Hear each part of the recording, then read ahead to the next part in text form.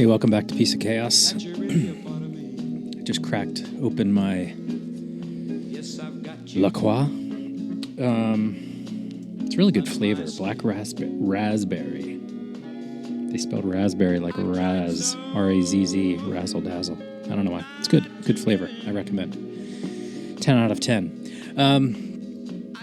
So, I don't know if you have been watching the January 6th hearings.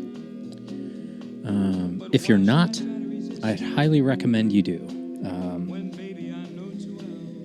It is fascinating. It is historic. It is an incredible piece of history. And I don't know if it's something you just start giving a shit about when you get older, or what. But I mean, by the time I was in school, nothing like this had happened, really, except Watergate. So I knew about Watergate, but I didn't really... I didn't really understand it when I was learning about it, probably. Knew who Richard Nixon was. I think I even did a paper on him. I kind of remember doing a paper on Richard Nixon when I was little. It was one of my first library experiences of getting a book about Richard Nixon. I don't know why. But all of that said, I think this January 6th thing is incredible for a number of reasons. First of all, it's fascinating to me that this seemingly bipartisan committee,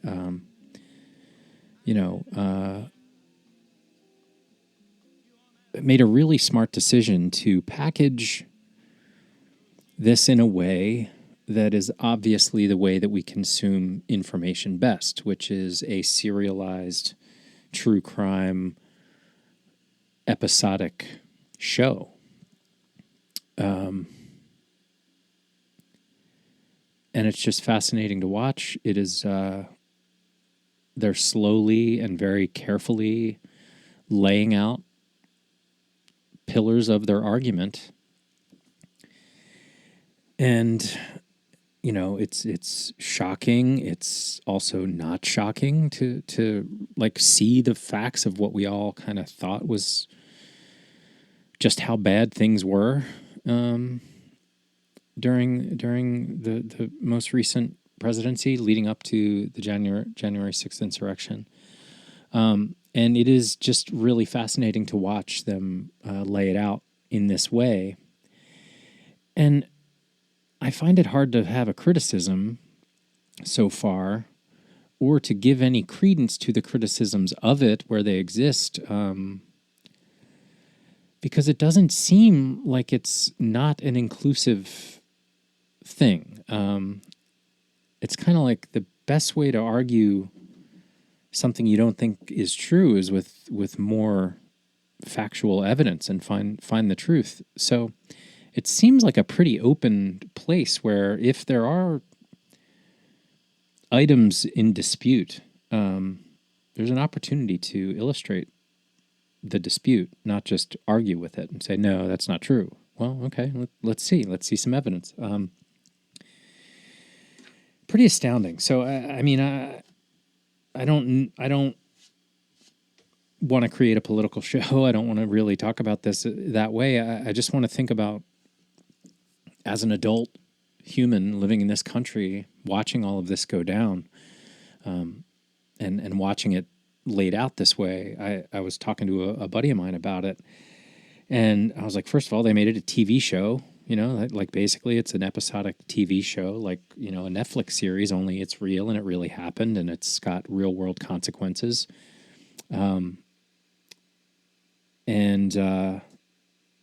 After a pretty long conversation, he was just like, it's amazing, but you seem to have hope. And it does give me hope, because the truth of what occurred and the reality of what occurred, that's really it. The reality of what occurred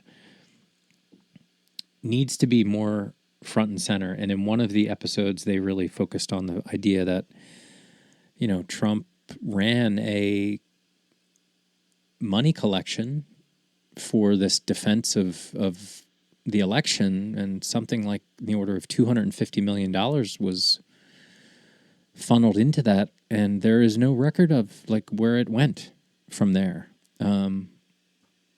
Only a few $1,000,000 are accounted for with ad buys and things like that. And you just start to wonder, like, man, did this many people just get grifted?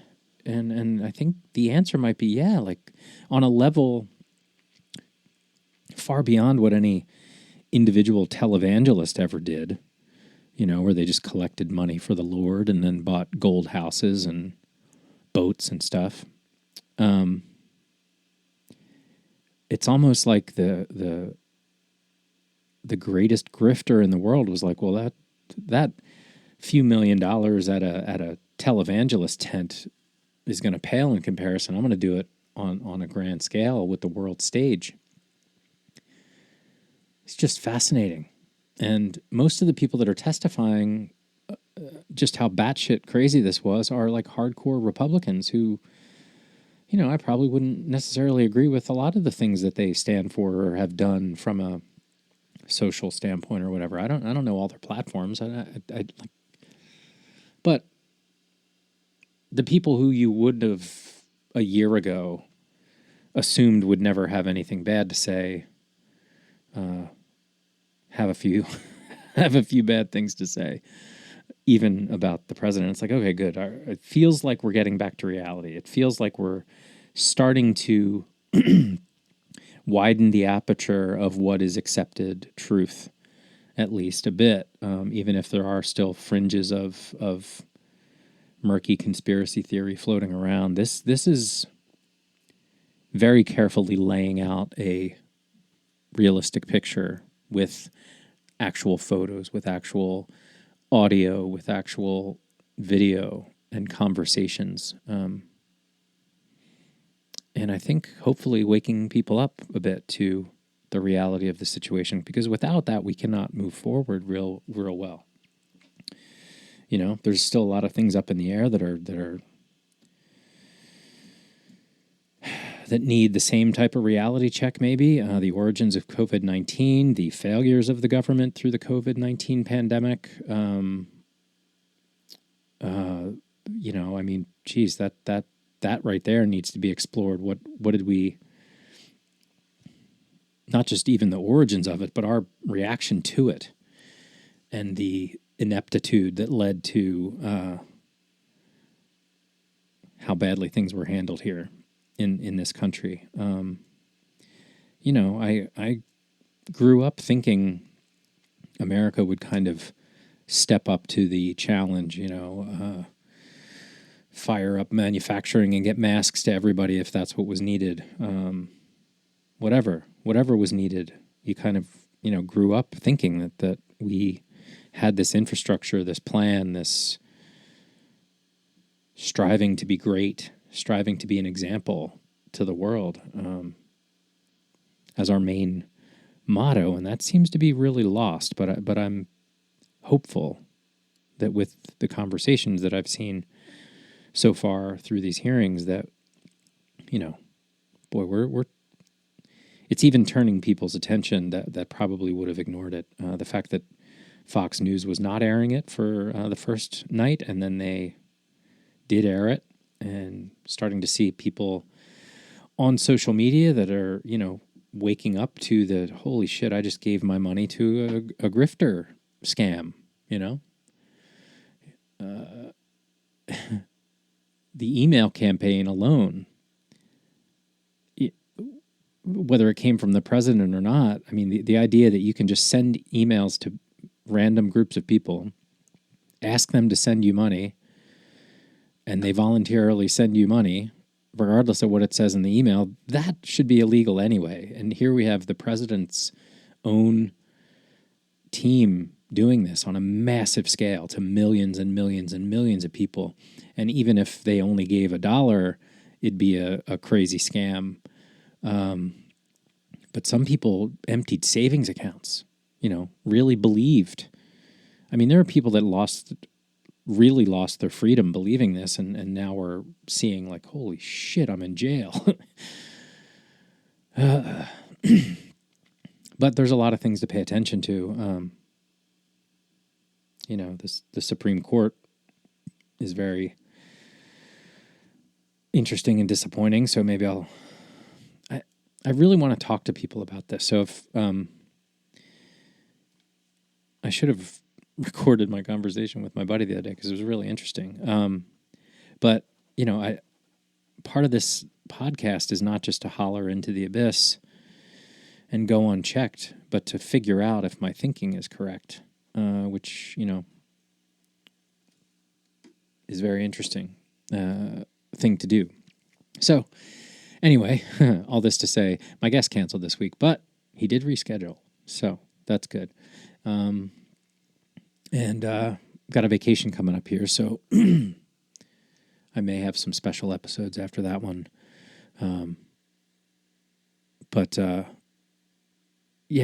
just thought I'd pop in and say that if you're not watching those hearings, you should. And if you want to reach out and chat about them, if you're a listener, send me an email, or I think the best way to do it would be like a Twitter DM or something like that, probably. Yeah. You'll figure it out.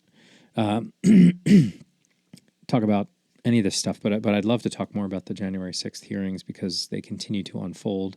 I think now they're going into recess until after the 4th of July, and there's a couple more sessions to go. And I'm guessing they're also finding out new information as they go, as this becomes more public. So, wow, it's just bananas to live through history, man. I've come to really appreciate some great friends and mentors of mine that are some a little bit older than me and some significantly older than me and a few that are significantly younger than me, because it brings such an interesting perspective to these things that I want to understand better so that I can help my kids understand them better, so that this generation does a better job than we did at preparing, thinking about the implications of what's going on. I mean, we really just had it too good for too long, I guess, that we got lazy and complacent. And I think the other thing I'm optimistic about is this is a masterclass in how government is designed to work from a constitutional perspective, and how misuse of that can be extremely dangerous to everyone. And so I was thinking, man, when school starts next year, every history professor and teacher really should just lead with this. Now, the thing that I don't understand is, if they're like, okay, the first 2 weeks of school, we're just going to watch this together and talk about it. We're living in American history being written right now. And I think it speaks to so many things, not only the history behind these things that they're saying and the Constitution and that's being defended, but also how history can teach us to learn from that. And I think I tweeted out a guy who wrote about, I'll have to look it up. He has a YouTube channel. I should have verified him now that I think about it, but he seemed really credible to me. I watched a few of his videos, but I should have looked better at his credential. But anyway, he seemed like a rational, calm person with,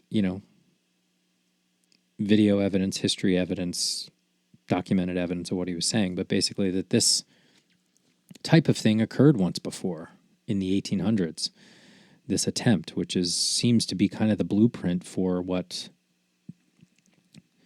the Trump team thought they'd be able to pull off.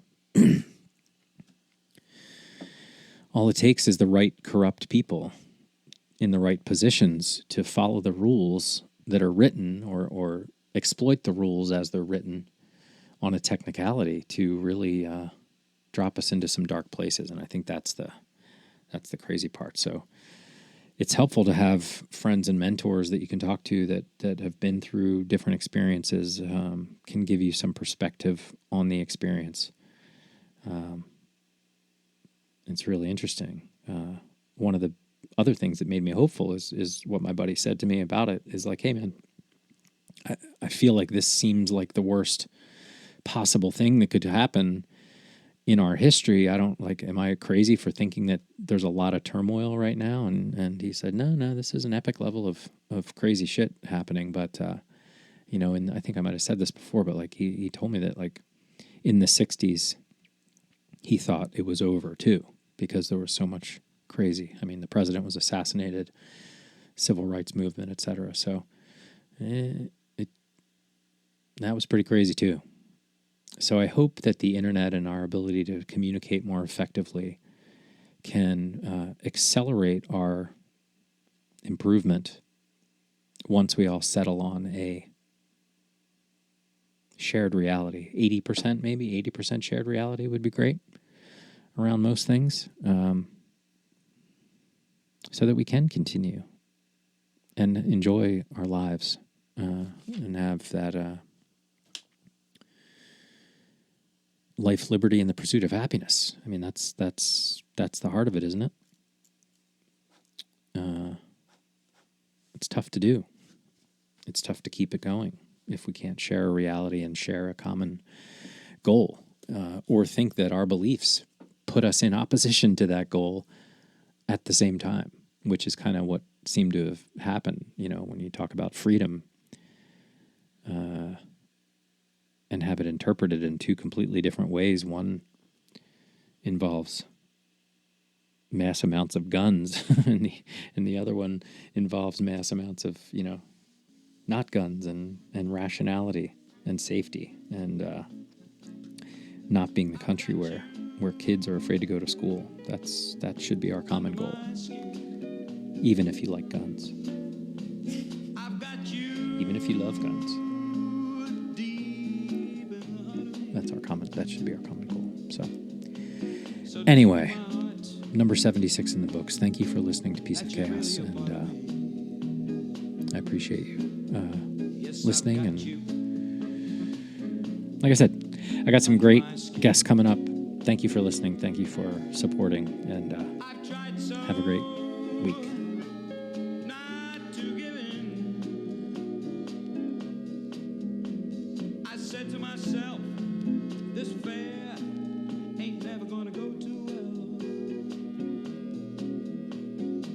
Should I try to resist